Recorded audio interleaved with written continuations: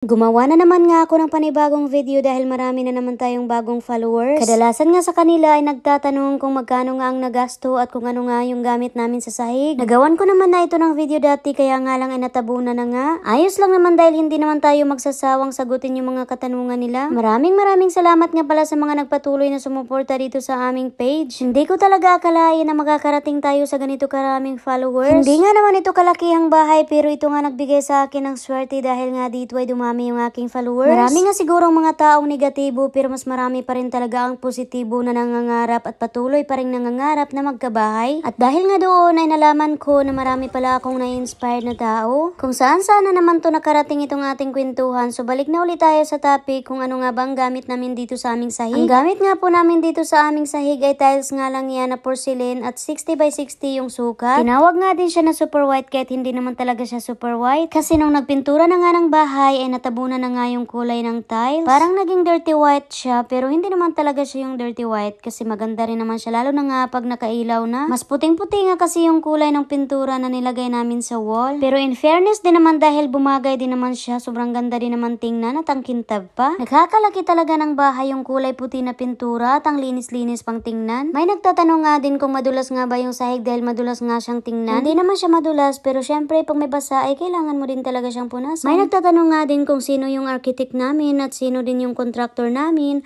Wala po kaming ganun dahil nga panday lang naman yung aming trabahante. Nasa isla lang naman kasi itong aming area kaya naman ang kinuha namin ay arawan lang. Wala rin naman akong kakilalang mga architect or contractor kaya mas maigi na nga yung panday Mahirap na rin kasi ngayon magtiwala kung hindi mo kakilala ay mas mabuti pang ang wag na lang. Buti na nga lang din at nakatiming din naman kami ng mababait na worker at may malasakit din. 4 na buwan nga pala nilang natapos yung bahay at para sa amin ay ayos naman. Yung babanggitin ko nga sa nagastos namin dito sa bahay ay base lamang talaga sa nagastos nga namin. Kagaya nga ng sabi ko nung nakaraang video ko ay iba-iba talaga yung presyo. Kaya maaaring masyadong mahal sa inyo or mura lang. Depende na lang talaga sa lugar. Kagaya na nga lang sa aming probinsya, tinatawid pa nga ng dagat dahil isla nga. Ang ginastos nga pala namin dito sa bahay ay umabot siya ng mga 2.1 million or mga humigit kumulang. Meron kasing paunti-unti na mga nagastos pero hindi nga nasasali sa listahan. Hindi pa nga po pala kasali yung bakod dyan dahil siparit po yung gastos ng bakod. Meron na nga rin akong maraming na-upload na video tungkol sa magkano yung nagastos namin sa aming bakod. Yun nga lang ay natatabunan na nga dahil nga sa marami na rin akong na-upload na video. Hanggang ngayon ay hindi pa rin kami makapaniwala na may bahay na nga kami na sarili. Iba pa rin talaga kapag nakapagpatayo tayo ng ating sariling mga bahay. 9 years ago nga nakabili nga kami ng lupa. Mas malaki-laki nga yun dahil 1,200